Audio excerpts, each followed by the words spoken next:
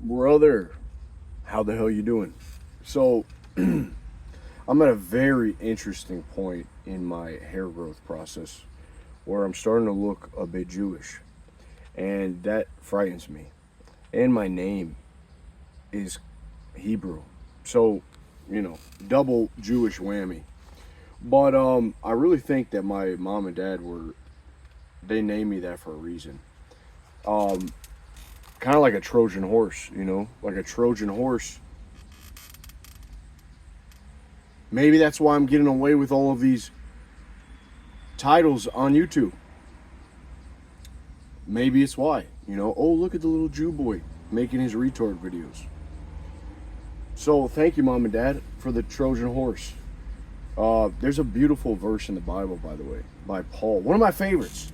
And he goes, "To the Jews, I became a Jew. To those without law, I became the law through Jesus Christ. For those that had the law, I lived without the law. For the weak, I became weak in order that I might save some lost souls." Oh my God, dude. Oh my God. We got to spark it up. That is just an amazing verse to me. What type of dude?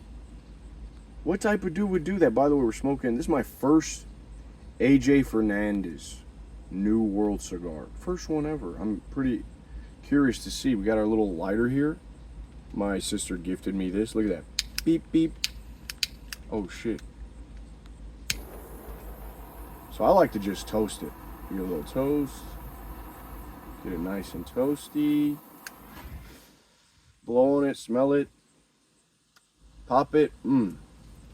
Oh, yeah. That's going to be good. We're going to light it up even more in a sec. But, I'm Lebanese.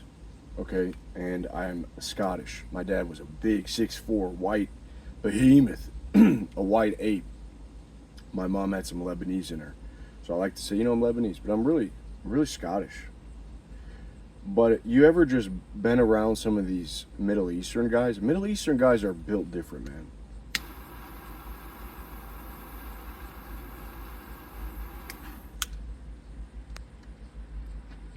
Middle Eastern guys are hit or miss. They can be really nice, or just massive egos driving around in their little BMW, acting all cool.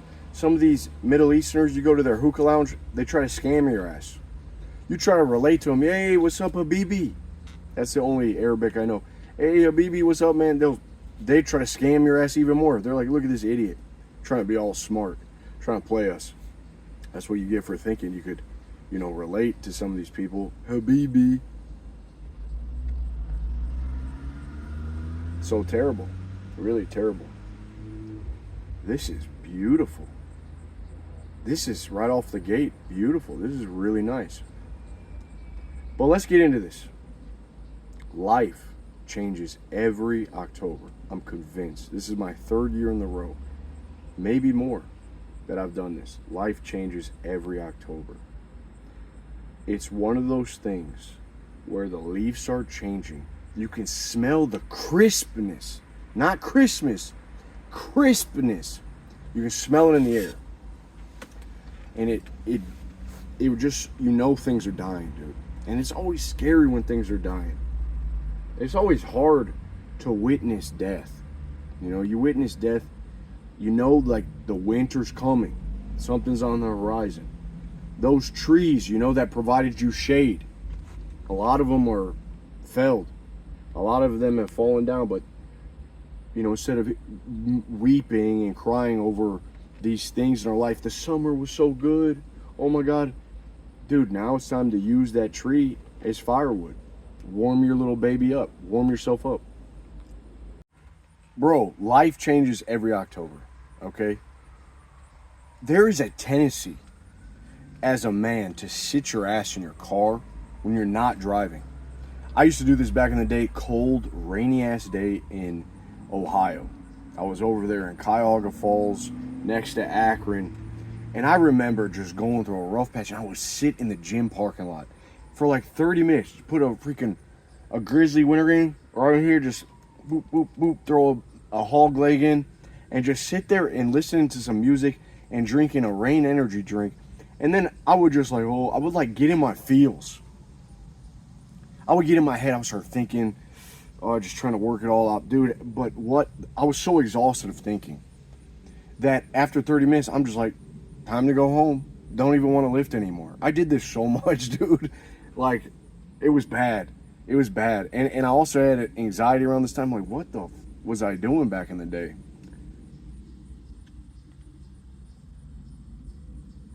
But it just, what the heck are we doing?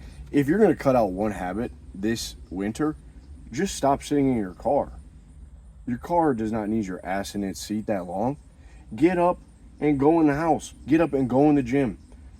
You know, cars are meant to drive you from point A to point B, not sit there in rumination, just kind of looking out at the rain. There's this tendency of guys to really romanticize suffering, you know, to really romanticize that sigma, that dark,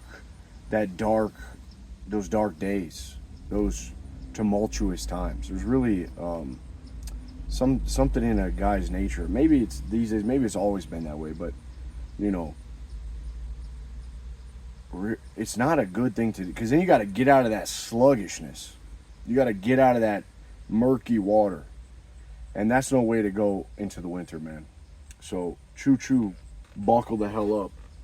The shore bus is coming to town. There you go. You like that? It's my goal in this life to buy a shore bus and to do something with it. Maybe start a cigar lounge in the shore bus. Maybe put some ovens in there and cook for people. You know, why is no one doing that? There's got to be a bunch of shore buses out of commission. Just buy a shore bus and sell tacos out of it. I know a lot of you guys like tacos. Sell some food out of it. But I want to paint Ride the Tiger. I want to call it, it's yellow, it's orange, it's tigerish. So Ride the Tiger. But I did this the other day. Me and my girl, I said, baby, this weekend, put your britches on, because we are going to do, what did I call it? I called it pumpkins and Picassos. So we got a couple festive pumpkin ales, which is very difficult to find in Illinois, I've realized. They used to have them everywhere in Ohio. They don't have anything here. I guess they don't sell. But I really like pumpkin ale. So I got a bunch of different ones, kind of, you know, experiment, have a little fun, drinking here and there. And then we did the Picassos. She made a beautiful painting. I did what I could. Pumpkins and Picassos. This is a great first date. I recommend if you're trying to take a girl on a first date, stop thinking about where you're going to take her and just tell her, baby, come up with something. Girls like to have fun. You know, coffee shop is a bullshit first date. I'm telling you. Because you as a man probably don't want to sit there and hear a girl yap at you. You want to like get active. You want to mingle. You want to, you want to do something together, a shared memory or experience, something that gets the emotions nice and hot, nice and sizzling. And coffee shops are just not a good way to do that. I would rather go to a movie theater where, you know, there's a horror movie and boom, some freak, absolute freak just jumps out and she's like, oh my God. And I'm like, here, babe, I got you. Don't worry about this. I don't get surprised by anything. I'm retard Max. Nothing surprises me. I got you. You know, I'd rather that be the first date. A lot of emotions. So, you know, come up with something fun. I just came up, tip of the iceberg in my mind. It just boomed, eureka. Pumpkins and Picassos, it's fall time. I might come up with something different. She likes wine. Maybe I'll get her, you know, maybe I'll do a nice little wine and Warhols. Oh my God, that's genius. Wine and Warhols. That literally just appeared in my brain. I'm telling you guys, you start trusting your intuition, shit will just start clicking and it'll be fun. It really will. It'll be fun. So wine and Warhols. Hit me with something, man. Tell the girl, this is what you tell her. You don't do all this back and forth. Just say, come over to my place for Do pumpkins and Picassos. That's a hit. I don't know about wine and Warhols. I haven't tested that yet, but pumpkins and Picassos, that's something. That really is something.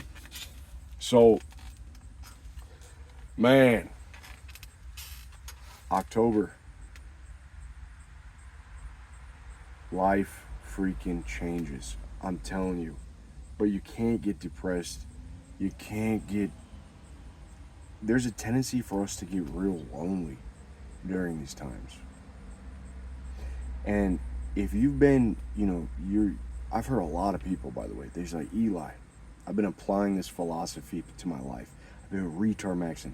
I'm throwing shit at the wall. I'm seeing what sticks. I'm having fun. I'm playing. We know that by playing, you foster more play. You find a way to keep it going. A lot of guys have broken out of their old routines of just gym, walk around in circles like an idiot around their neighborhood. They're finding more joy. They're happy. They're, signing up for a job that they're not even qualified for, and they're getting it. It's amazing. But there's a tendency when the sun isn't illuminating your eyes and your brilliance for a man to go within. And when you go within the house, within the basement, within you get cozy. You get a sort of cozy depression. You kind of just wait things out. Sometimes that's okay, right? But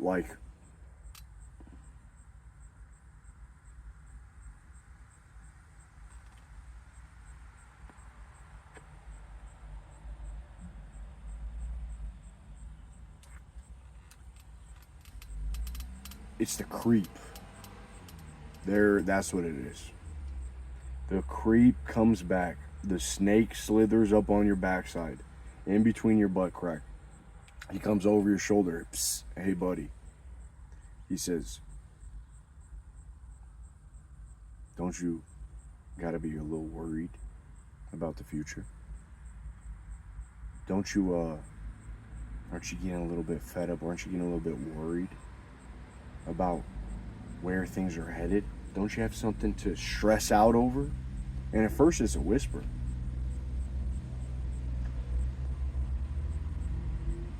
And you start to listen to it. It creeps, dude. That's you're living. Holy smokes, you're living. You got the spirit of power. My God. Oh my God. And then the snake comes over. He starts creeping up into your life, the creep, the doubt. And you gotta bite the snake's head off, dude. I'm telling you, you nip it, just rip it from its body. Okay? It must be silenced. You must keep your eyes on life, on God, what He has for you, what He has in store for you. And this winter, if we don't have the right things in place, then it's very easy to start listening to that devil and that creep.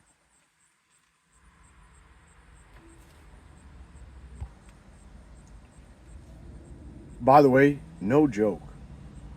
Top 5 cigars I've had. And I'm only a couple, 10 minutes, 15 minutes in. There's some gumption to this cigar. This is a gumpy head. This is it has that it factor, that sophistication. Sometimes when you can't even express what it is, but you know it when you see it. That's what this has. There's something in there. There's a spirit. I like cigars, man.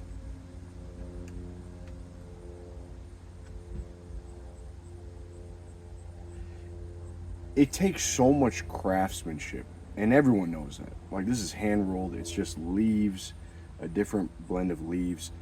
Thousands of hands have probably touched this cigar to where it needs to get to be what it is now.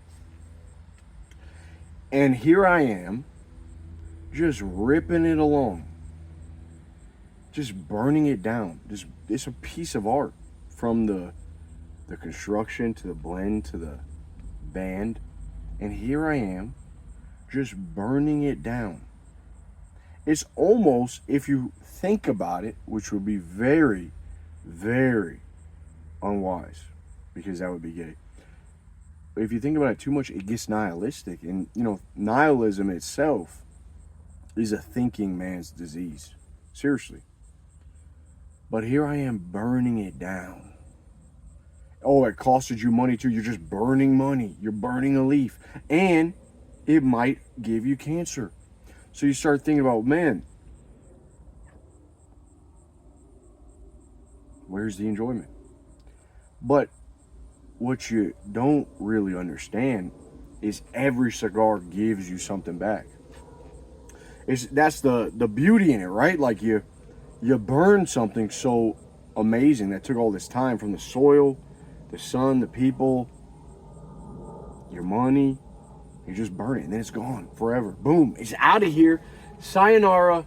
See ya. It's out. But it gave something back to you. It gave something back to you. I think about, got to be careful with thinking. But death, death. My parents died, as you guys know. So they died pretty young, 40s. They were in their 40s. Cancer, and my dad had a heart attack. But so I think, like, man, my grandma died. I've seen people die. It's like, man, people die. That's for damn certain. And you think about death, but you don't need to be worried about death. Like, it's very hard for me, I think, because I have death as a reality. It was a real thing. You don't realize how much you miss someone until they're not there at the Thanksgiving table. Death is not an immediate sort of pain. Death is something that hits you when they're not around the Christmas tree, or like you come home from school and no one's there. That's when death has the impact. But what does live on is the memory. You know what I mean? It's the memory of that person that lives on through you. It's kind of like a cigar. All of that beauty of the individual, all of that life, that impact that they left, that flavor, that salt, that zest, impacts you. And so I find it very difficult to be motivated in this life by certain things. I don't think it's for everyone. I see a lot of people, they want $1 million. They want to get super rich. They want to drive nice cars. I've never been someone that cares for these things. I don't want those things. It's amazing once you get to a place where you have enough money and you can feed yourself. It's amazing, like, to think about, how much more do I need? It's a lot more expedient to me to think, what can I do? Like, how can I live in a way that, when I die, I'm just going to turn into dust. I'm going to go up to heaven and see the good Lord. You know what I mean? So it's like, what is the point? And you could get real nihilistic about it, man. But I think the goal of life is to live. And it's really that simple. And all of this thinking, all of this trying to get ahead, if you're here today, you got a roof over your head, you have food in your belly, you are the Ubermensch. You're winning, you're living, you're existing. And you can impact other people. And you can make their lives better. You can stop trying so hard. You can try without trying. You can think without thinking. And you can just live your life. And by living a life, you can help other people live theirs, and you can illuminate them from the darkness, from the stress and the overthinking. You can help them see clearly, and you can give them joy, man. And that's what you can do. And when you burn out, like a blazing star, as Jack London said, when you burn out, life is meant to be lived, not just to exist. Life is meant to be lived. Then the memory of you lives on through other people, and that's a reason enough to live. That's reason enough to live.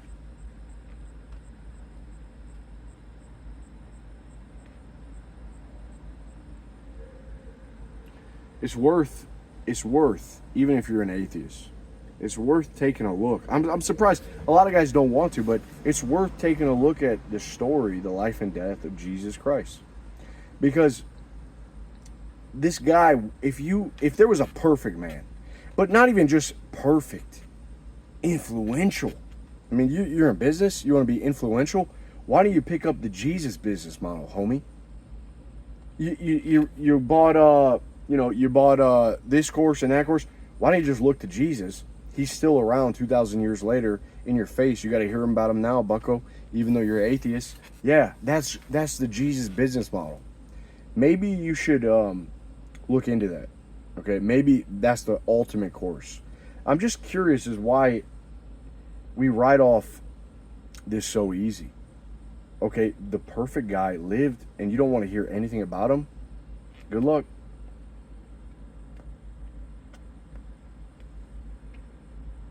Something there. Really is something there. So every October, I like to ask you guys, make a prophecy. Make a prophecy. Could be anything. So I went back to last year's video, and I was completely wrong on my prophecy. But there's still time, so we'll see. I had said my prophecy is that Taylor Swift will become a lesbian. Or she will marry a black guy. That was my prophecy, which I was double wrong. And that's part of life. Who knows? I'm not really involved with, but seeing Taylor Swift with this, what's his name? Kelsey? He's kind of a black guy with white skin.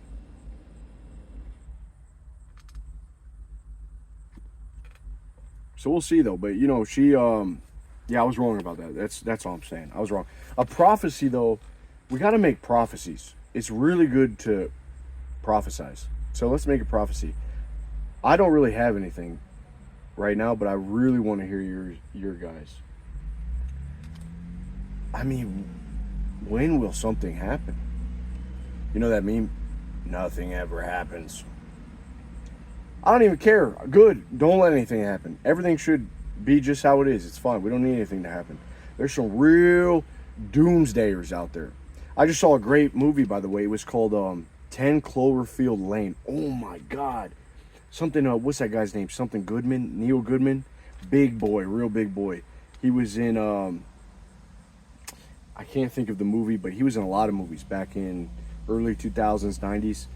But man, this guy right here, he was prepared for the doomsday. Okay, and it starts out, this girl, it's 10 Cloverfield Lane. Go into it blind, dude. Just trust me. Watch this with your girl. Say, baby, come over for mojitos and movie night. There you go. Seriously, but tell her to come over, mojitos and movie night. Turn this shit on. I'm telling you, it'll absorb you and her right away. She will be nestled up next to you immediately. It starts out, this girl in the bunker, he's like, I saved you. And he's kind of weird. You're like, what's going on here? What's going on? So he's like, there's some shit that happened outside. This is the bunker. I saved your life. Boom, that's all I'm going to tell you. Watch the freaking movie. 10 Cloverfield Lane. You're going to love it. I turned it on. I turned it on the other day. I had zero idea what was going to happen. Me and my girl watching this, I'm like, holy shit, this movie's good. So, wow. I mean, just wow. What a ride. What a freaking ride. There's not a lot of movies that do that to you. It's very easy these days to watch a movie and not be fully engaged, but that movie had me engaged. Just like this cigar has me engaged. Listen, this right here, I know a lot of you guys don't smoke cigars. The easiest way I could explain this is it tastes like hope. And it's beautiful because the wrapper is actually Christopher Columbus. I don't know if you could see that.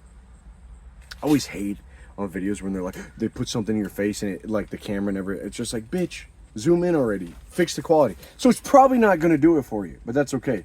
Anyway, it's Christopher Columbus, New World, AJ Fernandez. This is a Puro Especial, but it's him kind of just discovering tobacco. What is it, 14 something, 1490s, but it tastes like hope. It tastes like you're in the new world. It tastes like, yes sir, we discovered El Dorado. We're all gonna make it. Life changes every October, I'm telling you guys. So the prophecies are set. I mean, the prophecy is that we're all gonna make it. I mean, how could there be a better prophecy? We're gonna come out of this shit alive. Dude, I'm getting hyped. Don't do it to him. Don't do it to him. We're getting hyped. Let me tell you, I got just a nasty secret. You know how they say some secrets you should bring to your grave? I got a nasty secret. A real just sick. But I'll tell you, so recently I started watching Gilmore Girls. Now, I know what you're saying. Dude, what the hell? Now, my girl turned this on. She had watched this in entirety growing up. Me, I never watched this. Okay? I saw it on TV. I didn't have cable, so I saw it on the TV. I just thought, oh yeah, it's a girl show. She turned this on the other day, and I was like, baby, turn that shit off. I was reading my book. She's watching a little bit, doing her little work. And it kind of started piquing my interest a bit. I kind of like the vibe. It's set in the early 2000s. The camera quality, it has that graininess. It has that, everything in the show is slow. She's, it's just this girl that hangs out with her rich grandparents. It sounds super boring, right? And her mom's involved. But I'm watching this, and it dawned on me why this show has that nice feeling, nostalgia, and just wholesomeness. And we need more wholesomeness. Now, I'm not telling you to watch Gilmore Girls, but I do recommend that you turn it on with your girl. Maybe some gin and Gilmore. A little gin and Gilmore night. Come on, baby. Anyway, I realized what was happening, and everyone in this show knows each other. It takes place in this town called Gilmore, I believe. We're still in the first season. I'm only a few episodes in, but I'm already sold. There's a diner that they all go to. And they just like, hey, what's up, Sean? Hey, what's up, Jimmy? Everyone in the show knows each other, just waving to each other. Hey, great to see you, shooting this shit. Then they go over here. There's an antique shop. They know the Asian lady for some reason. Then they go to the church. Then they go to the place. Then everyone in the schools come to her party. I'm like, what the? Everyone knows each other. This is beautiful. And I was thinking, holy shit, this makes so much sense. Why this show is such a feel good. Because it taps into that primal, tribal, ancestral DNA inside of us. And I'm like, dude, this is a great show. And I feel, I'm gonna be honest, like my test may be dropping a few points as I'm watching it. I'm not over here boasting, it's a dirty secret, but man, it hits something in you that reminds you. And when you're reminded of what's important, man, that's when you perk up. There's a reason a lot of these gay shows these days are not meaningful and nothing good comes out. Because, no guys are doing cool shit anymore. Where's the fight clubs? Where's the Ocean's 11? Where's the Dead Poet Society? It's all these Sigma males. It's all of these lone wolves. And they're all like lame. But here you got this little girl living in a town where everyone knows each other. They're eating hamburgers. It reminds me of my own childhood. My dad had a store. He sold old antiques and junk. And he had a tab at the local diner. And we would go there every day. What's up, Frankie? His name was Frankie. Frankie!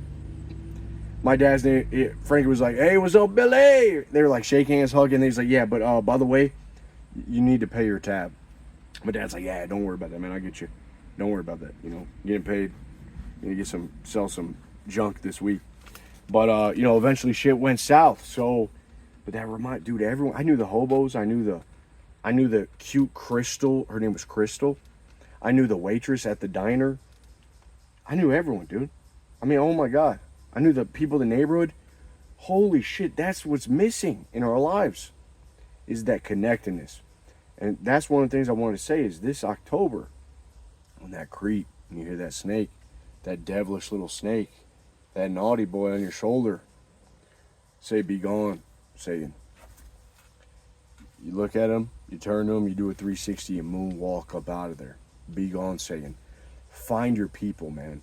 You know what's a great place? Cigar Lounge. Make yourself known, dude. Make yourself known this year. Whether it be the cafe, the bar. I mean, no wonder the bar hits. Everyone knows each other there. Be careful with the bar, though.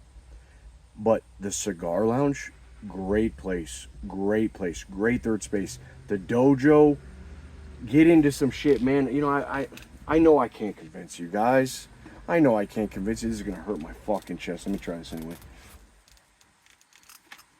Yeah, I can't even throw that shit, dude. I'm so pissed that I almost tore my chest because I can't even play disc golf for a while. Yeah, dude, it's bad. Anyway, hey, baby, Bebo,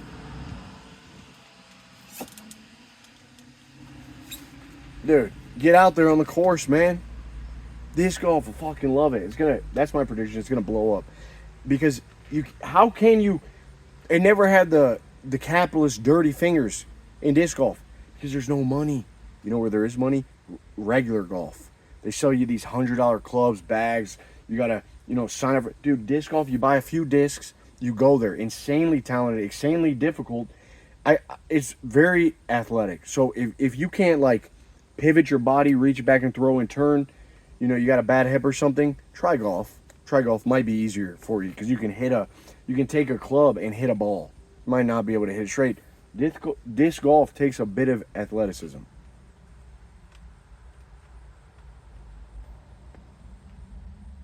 Freaking love that game. Love it. Anyway, and that's, dude, we got to get around people, man. You got to be known. What's the point of living this life? What's the point? Again, you got all this zest. You got this life inside of you, but you're burning out, dude. Time's ticking. I mean, I'm not saying. I also don't get motivated. I don't know. I just don't. If I croak tomorrow, I'm okay. Like, I lived a good life. I don't get motivated. People are like, you are gonna die one day. Or like you're just floating here on a blue pale dot in the sky. And then that's gay. It never motivated me. Never motivated. Very nihilistic. I don't care. But I'm saying is like, you're gonna burn out. Be flavorful. Have salt in yourself.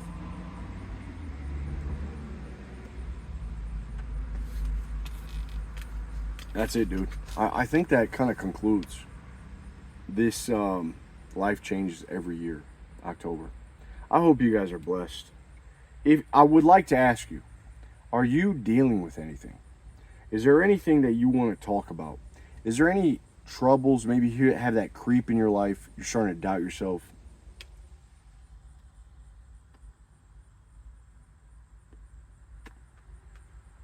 Is there anything that I can help you retard max through?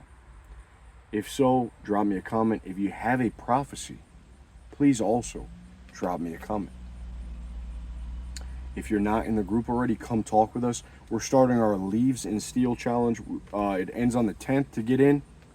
The entry, you just got to post a picture of the body part that you want to change the most. Back, shoulders, abs. So best transformation in 3 months. Anyway, come talk with us, man. Let's get active. Find your people. Don't let that creep in. Find your joy and listen to that joy. Right? Don't let the stress come in. Dude, you're here, man. It's a slow burn. Find what you like. Find your flavors. The October is a time in our life where we take stock. We take stock of our lives, where we've come, the seeds we've planted, the garden that's growing, the things that are dying. So take stock of it, but find your bliss in all that, dude. Find your joy, and don't let go of it. That's important. That's very important. And don't let thinking cloud your joy and your peace. I love you guys. I'll see you guys soon. Peace.